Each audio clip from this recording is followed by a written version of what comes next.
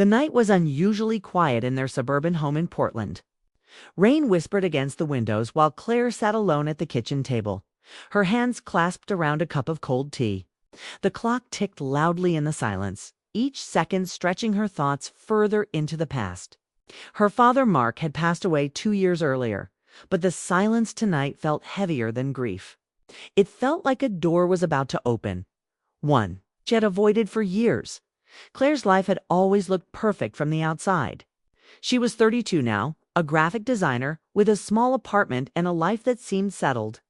But after her mother, Linda, had grown distant since her father's death, Claire felt something had been left unsaid, something big.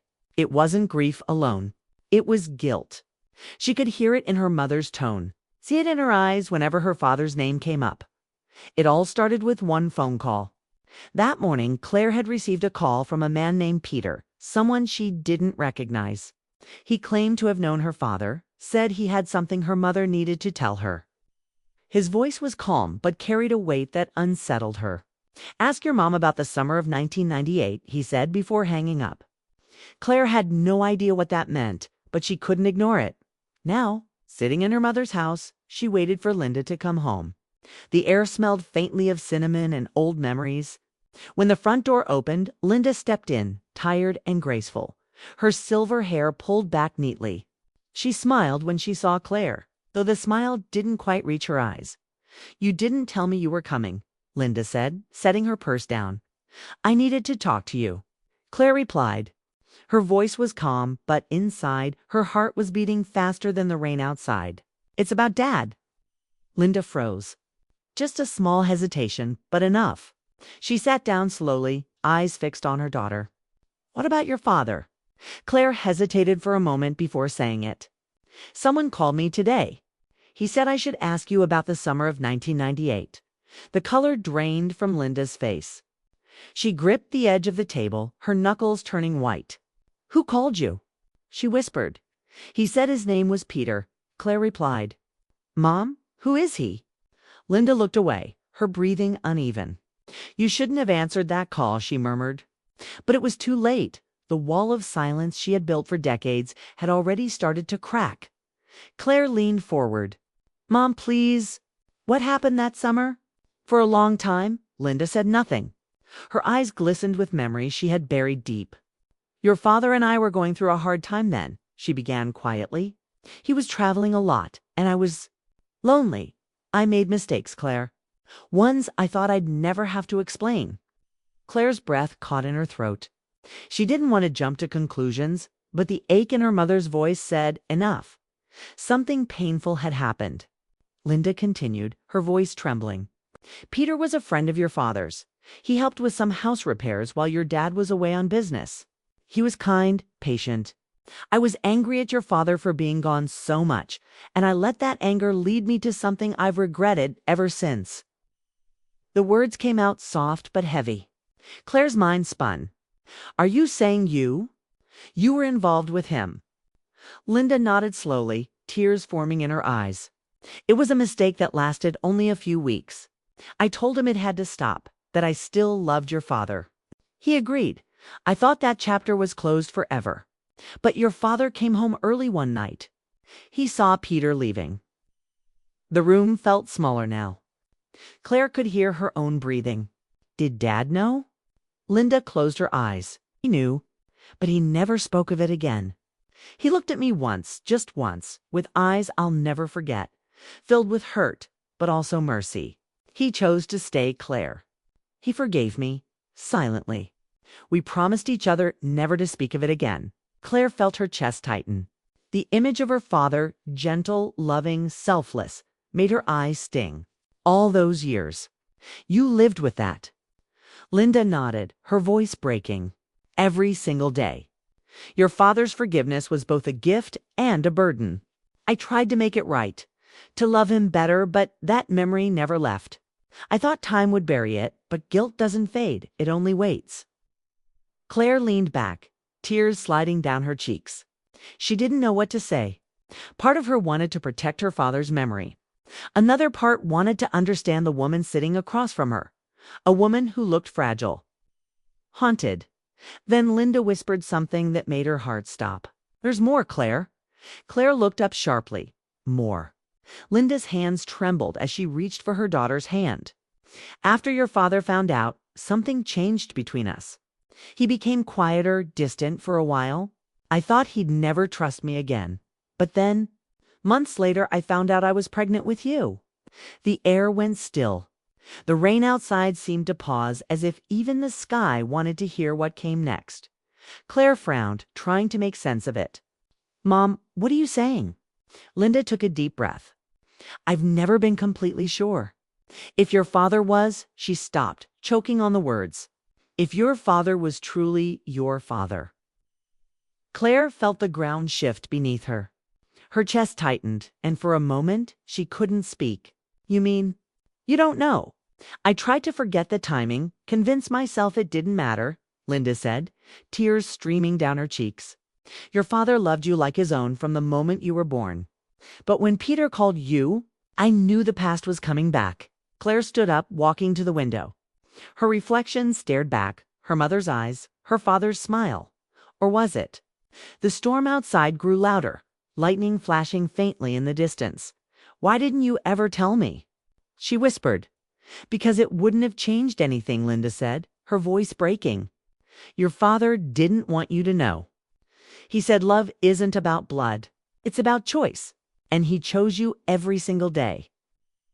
Claire turned slowly, her face pale but calm. "And what about Peter? Why is he calling now?" Linda wiped her tears, her voice trembling. "I don't know. Maybe he wants to tell you himself. Maybe he's dying. Or maybe he just wants forgiveness too." Claire stood there, her mind swirling with memories. Her father teaching her to ride a bike. His laughter, his patience, his warmth. Everything she had ever known about herself suddenly felt uncertain as the thunder rumbled softly outside. Linda whispered, "Claire, promise me you won't hate me for this. I never wanted to hurt you or your father." Claire looked at her mother, her heart torn between anger and compassion. "I don't hate you," she said quietly, "but I need to know the truth." Linda nodded slowly. "Then find him. Find Peter. He'll tell you what I couldn't." Claire turned toward the door, her decision made. The past had waited long enough. The storm followed her as she stepped outside, her heart racing with fear and determination. She didn't know what awaited her, only that the truth was somewhere out there, waiting to be uncovered. And as she drove away into the rain, she could still hear her mother's trembling voice echoing in her mind. "Some secrets don't stay buried forever, Claire. Sooner or later, they find their way back." The next morning, Claire woke up early, her mind still tangled in the storm of last night's conversation. She hadn't slept. The words her mother said kept circling through her head like an echo that refused to fade. Find him. Find Peter. By noon, she had done what she always did when she needed answers. She began searching. She looked up the number from the unknown call, traced it back through an online directory, and found a listing for a Peter Harris, just a few towns away. The name felt heavy on her tongue. She had heard her mother say it once, quietly, as though it carried pain and guilt all at once. It was raining again, thin sheets of gray falling over Portland. Claire drove through quiet streets, her fingers tightening around the steering wheel. Her chest felt tight. What if this man really was her biological father? What if he wasn't? Either answer would change her life forever. When she finally reached the address, she sat in the car for a long moment. It was a small house, neat and ordinary, surrounded by maple trees. A wind chime moved softly in the breeze, playing a tune that was strangely sad. Claire took a deep breath and stepped out. She rang the bell. After a moment, an older man opened the door. He looked to be in his late 60s, tall, gray-haired, with kind eyes that seemed to hold both warmth and sorrow. "Peter Harris?" she asked, her voice steady despite her shaking hands. He studied her face for a long time before nodding. "You must be Claire," he said quietly. "I wondered when you'd come." The sound of her name from his lips sent a strange shiver through her. "You called me," she said. "You told me to ask my mother about the summer of 1998. Why?" Peter stepped aside and motioned her in. The house smelled faintly of coffee and old wood. Because he said softly, "You deserve the truth." They sat at a small table near the window. Rain ran down the glass like tears. For a while, neither of them spoke. Peter's eyes moved across her face, not with judgment, but with something deeper. Recognition. "I didn't know how to reach out," he began. "For years, I stayed silent because your mother asked me to. She wanted to protect you and your father. Mark was a good man. He didn't deserve what happened."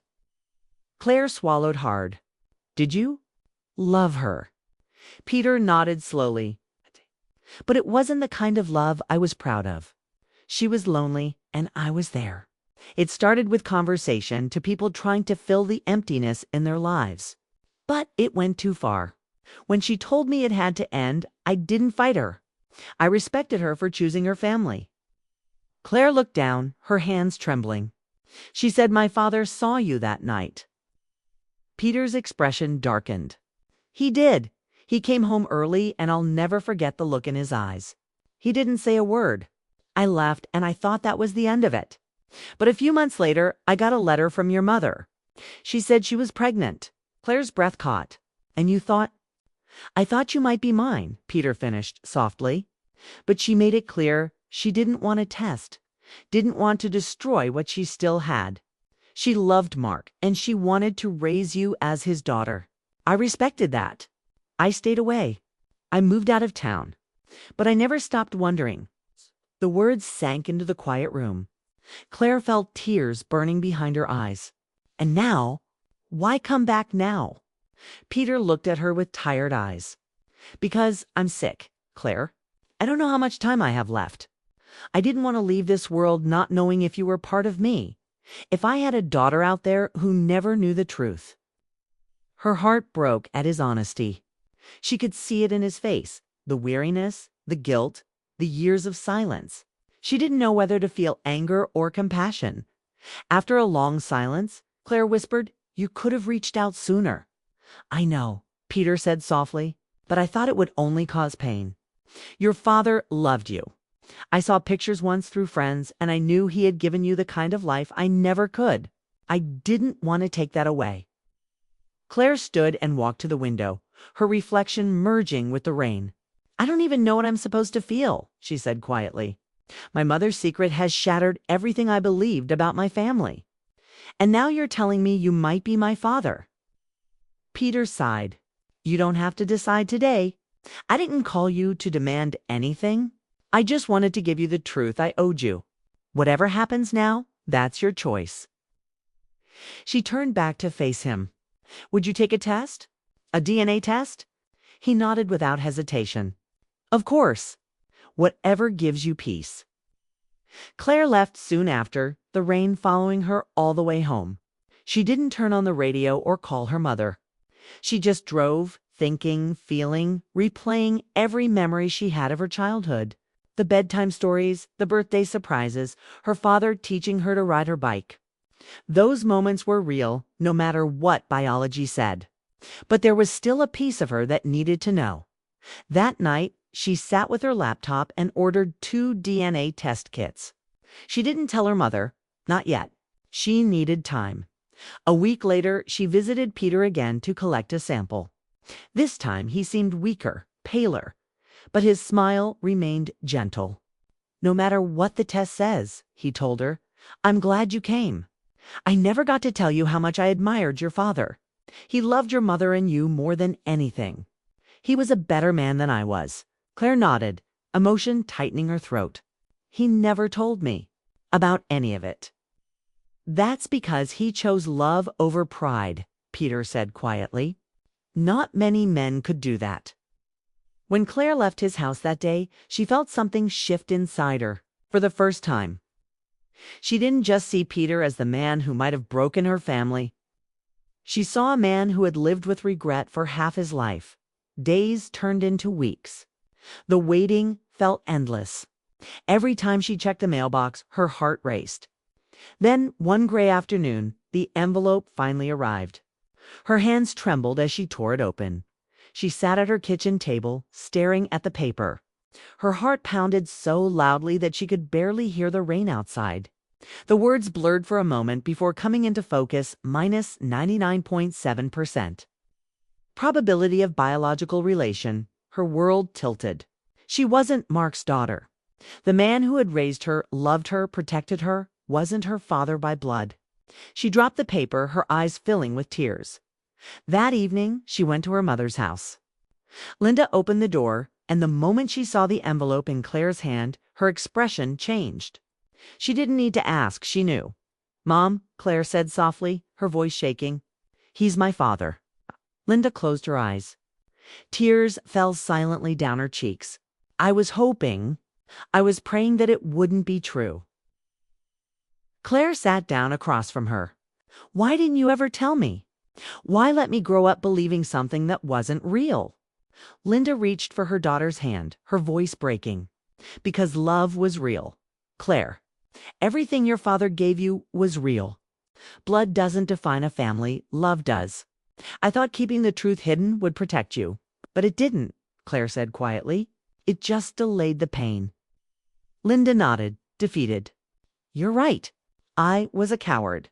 I thought if I never spoke of it, it would disappear, but it never did." For a long time, they sat in silence, the only sound, the faint hum of rain. Then Claire whispered, "I met Peter. He's sick." Linda looked up sharply. "What?" "He said he doesn't have much time left. That's why he reached out. He wanted to tell me before it was too late." Linda's expression softened. "He always cared more than I wanted to admit. I told him to stay away, not because I hated him, but because I was afraid. I didn't want him to ruin the life we built." Claire sighed, her anger fading into sadness. "I think I need to see him again. One last time." Linda nodded. "Then go. Tell him what you need to tell him. But remember, your father Mark would want you to forgive. All of us." As Claire left her mother's house, the clouds above began to break. For the first time in weeks, sunlight touched the wet streets. She looked up at the sky and took a deep breath. Her heart was heavy, but something inside her began to heal. The truth had hurt, yes, but it had also set her free. She drove toward Peter's home again. The letter folded in her bag, her heart racing. She didn't know what she would say when she saw him. Maybe she would tell him she forgave him. Maybe she would thank him. Maybe both thought all she knew was that this chapter of her life, the one written in secrets and silence, was finally reaching its end.